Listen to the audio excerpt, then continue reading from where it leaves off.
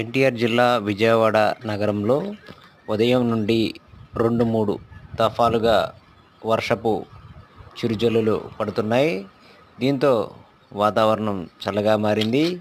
కొద్దిసేపు చిరుచినుకులు, మరికొద్దిసేపు ఉక్కపోతతో ఇబ్బందులకు గురవుతున్న వర్షపు చిరుజల్లులు పడటంతో ఆనందం వ్యక్తం చేస్తున్న నగరవాసులు. ఇబ్రహీంపట్నం, గొల్లపూడి, విజయవాడ నగర సరిహద్దుల్లో పలు ప్రాంతాల్లో ఉదయం నుండి 2, 3 సార్లుగా చిరుజల్లులు పడుతున్నాయి. ఎన్టీఆర్ జిల్లా, విజయవాడ.